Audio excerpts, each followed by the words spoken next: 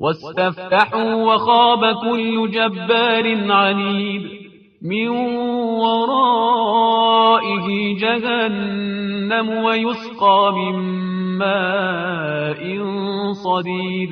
15 અને પૈગંબરોએ કામયાબી અને જીત માટે દુઆ માંગી અને પરિણામે દરેક સરકશ અને વિરોધી નિરાશ થયા.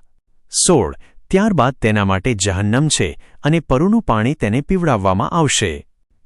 તફસીર વરા શબ્દનો અર્થ અંત અને પરિણામ થાય છે.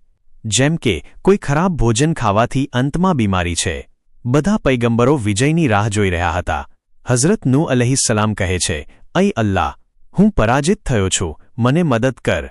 બાકીના નબીઓ પણ અલ્લાહ પાસે ફતહ અને વિજય માંગતા હતા.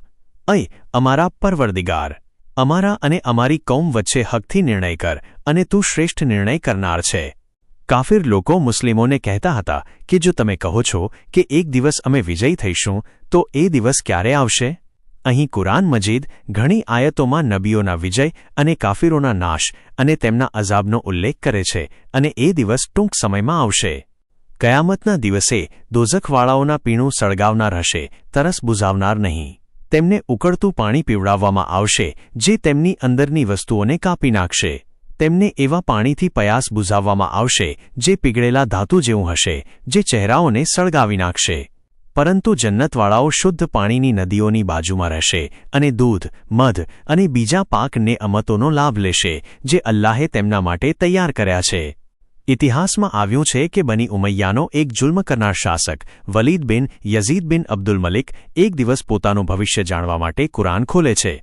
તેની નજર એક આયત પર પડે છે. તે ગુસ્સે થઈ જાય છે અને કુરાનને ફાડી નાખે છે અને કુરાનને ફાડી નાખે છે અને આ અર્થનો શેર કહે છે, અય કુરાન, શું તું મને જિદ્દી જુલ્મ કરનાર ગણે છે અને મને ધમકી આપે છે? હું એ જ જિદ્દી જુલ્મ કરનાર છું. આજે હું તને ફાડી નાખું છું, તેથી ક્યામતના દિવસે સાક્ષી આપજે કે વલીદે મને ટુકડા ટુકડા કરી નાખ્યો. તફસીરે નૂર ભાગ 6 સૂરે ઇબ્રાહિમ.